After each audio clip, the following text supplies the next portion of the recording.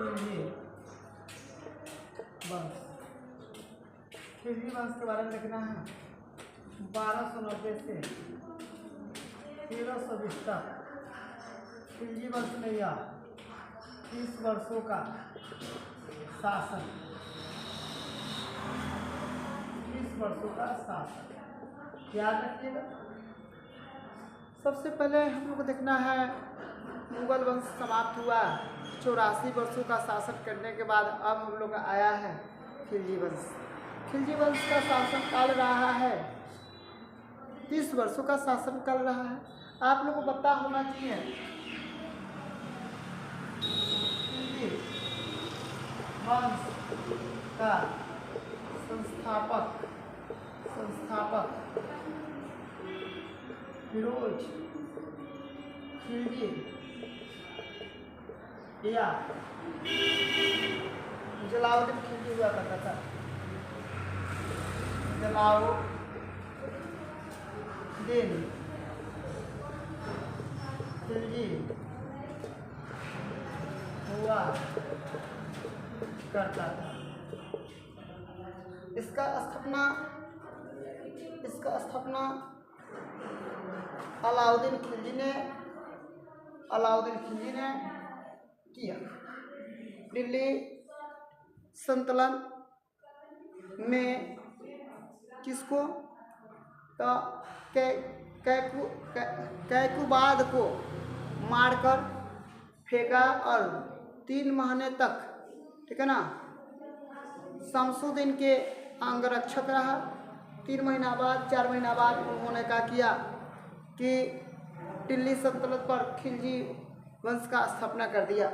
ये खिलजी वंश जब चल रहा था इस वर्षों में, तो इस वंश में 5 शासक हुए। 5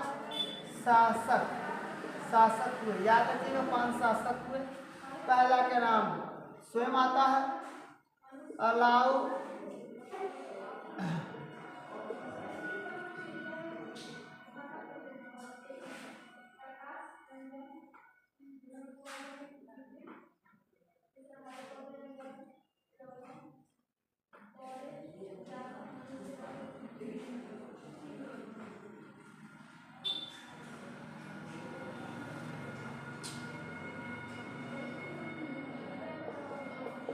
जलालुद्दीन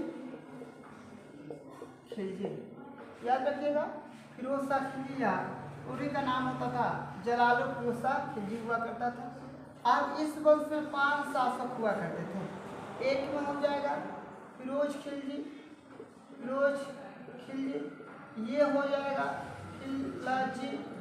आप याद रखिएगा ये फिरोज खिलजी जो थे, इन्होंने किसको खिलजी वंश का स्थापना किया था। इसके बाद 2 नंबर में आता है अलाउद्दीन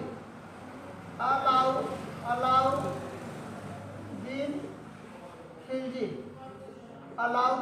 हुआ करता है। 3 नंबर में हम लोग का नाम आता है अलाउद्दीन खिलजी को। 3 नंबर में नाम आता है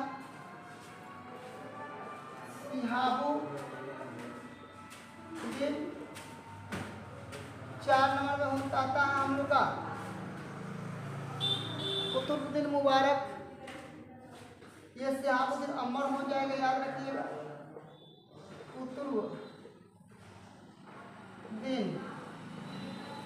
मुबारक। 5वां हो जाएगा आपको नासरुद्दीन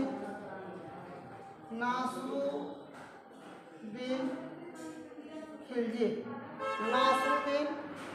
या हम लोग बोल सकते हैं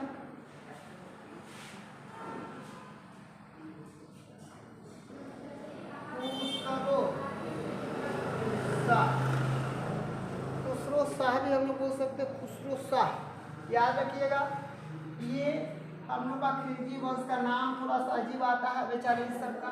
फिरोज शाह खिलजी, अलाउद्दीन खिलजी, शिहाबुद्दीन अमर, कुतुबुद्दीन मुबारक और एक का होता है नसरुद्दीन खुसरो शाह। ये हम लोग का गुलाम वंश के 5 शासक हुआ करते थे, जिसमें से सबसे अधिक अलाउद्दीन खिलजी ने शासन किया। सबसे ज़्यादा अलाउद्दीन खिलजी ने शासन किया। ठीक है, अलाउद्दीन खिलजी ने क्या किया, सबसे अधिक शासन किया। याद रखिएगा, आगे हम बता रहे हैं। खिलजी वंश में 5 को, फिरोज शाह खिलजी, ठीक है ना, अलाउद्दीन खिलजी, शिहाबुद्दीन अमान, उसके बाद कुतुबुद्दीन मुबारक और नसरुद्दीन खुसरो शाह हुआ करते थे। अब इसको हम लोग क्या करते थे, याद रखिएगा, जब से खिलजी वंश आए, खिलजी वंश आए, उस समय से भारतीय इतिहास में क्रांति आ गया। भारतीय इतिहास में क्रांति आ गया।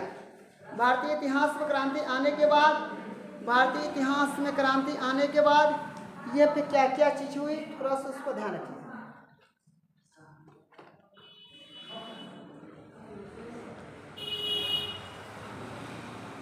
खिलजी वंश के आने की मुख्य बात,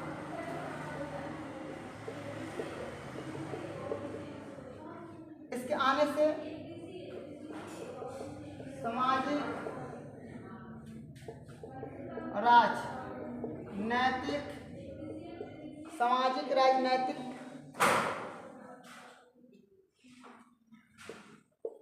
आर्थिक और अन्य सारे परिवर्तन हुए। अन्य सारे परिवर्तन हुए। इसमें मूल परिवर्तन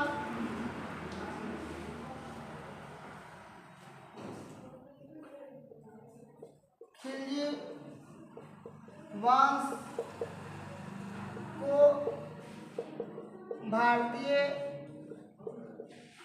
इतिहास में क्रांति लाने वाले वंश कहा जाता है। याद रखिएगा, इससे पहले वंश गुलाम वंश 84 वर्ष शासन करने के बाद, जो 1290 से 1330 तक जब खिलजी वंश की स्थापना हुई, तब उसमें अनेक प्रकार की बात आई। लेकिन भारतीय इतिहास में क्रांति की अगर बात की जाए तो खिलजी वंश की बात आती है। अलाउद्दीन, सलाउद्दीन, उसके बाद इसमें जितने भी शासक हैं उनकी बात आती है। इन्होंने महत्वपूर्ण तरीक़ा से लड़ने और निपटने की योजना बनाई थी। बताया जाता है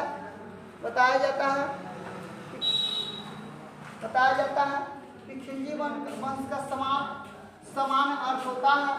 खिलजी वंश का समान अर्थ होता है जाति और नस्ल परिवर्तन।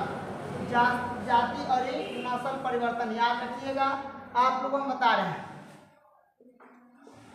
खिलजी वंश का शाब्दिक अर्थ होता है, खिलजी वंश का शाब्दिक अर्थ होता है या इसका समान अर्थ होता है। खिलजी वंश का समान अर्थ होता है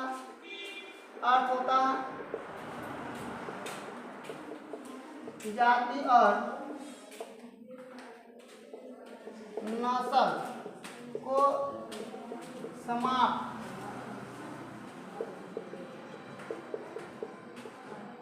करना। क्या होता है, समाप्त करना होता है। खिलजी वंश का समान अर्थ जाति और नस्ल को समाप्त करना होता है। यानी कहने का मतलब इन्होंने ये बुद्धि अपनाई और खिलजी वंश में जो ये पूरा का कर दिया, नस्ल और जाति से आधारित हर चीज को पलट दिया।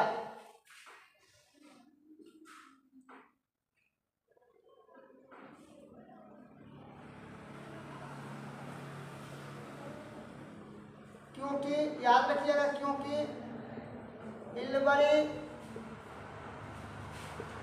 तुर्क के लोग या शासक अपने को उच्च समझते थे और खिलजी वंश के शासकों को नीच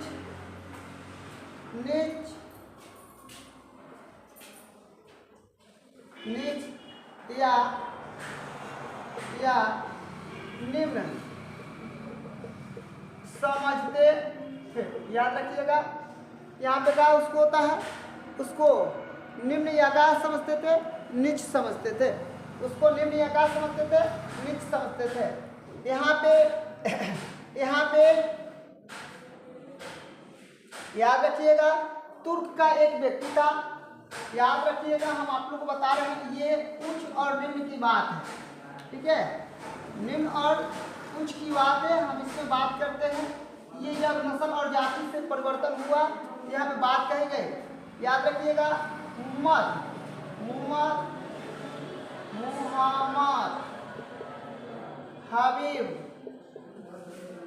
हबीब ने तुर्क का था।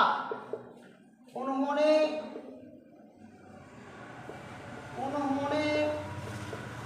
नारा दिया,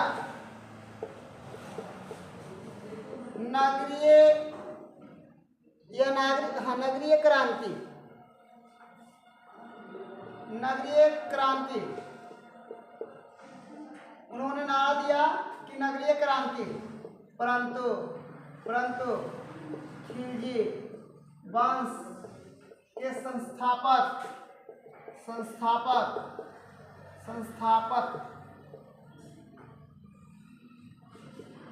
फिरोज खिलजी ने ग्रामीण क्रांति की बात कही। ग्रामीण क्रांति की बात कही। अब याद रखिएगा, हम आप लोग को बता रहे हैं, जो तुर्क वंश इलवरी तुर्क के जो लोग हुआ करते थे, वह अपने आप को उच्च और शहरी समझते थे और उन्होंने हमेशा शहर की क्रांति की बात की है। लेकिन जब खिलजी वंश की स्थापना हुआ, तब खिलजी वंश के शासक फिरोज खिलजी ने, ठीक है ना, ग्रामीण क्रांति की बात की है। ग्रामीण और शहरी में जो शहर के क्षेत्र होते हैं, शहर के लोग होते हैं, उसमें क्रांति की बात की जाती है।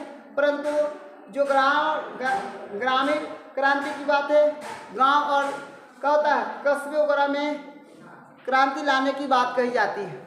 अब ये दोनों बातों में इतना दम था कि ये एक उच्च और एक नीच की बात आ गई थी।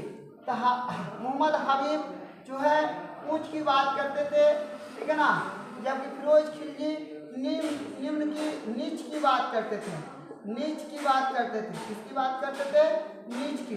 किसकी बात करते थे, नीच की। और ये किसका बात करते थे, ऊंच की। परंतु जब खिलजी वंश आया तो नीच ऊंच का सब क्या कर दिया, समाप्त कर दिया और नीच और उच्च वर्ग के दोनों लोगों का, विशेषकर नीच वर्ग के लोगों पर ध्यान देने लगा। और यहाँ से क्रांति के दौर शुरू हो गई, क्योंकि वह अमीरों के शासन चला हुआ करता था। गुलाम वंश में अमीरों का शासन, अमीर जैसे कहते थे वैसे होता था। परंतु अब खिलजी वंश में ऐसा नहीं होगा। खिलजी वंश में गरीबों का भी अधिकार मिलेगा। आज के लिए इतना ही, धन्यवाद।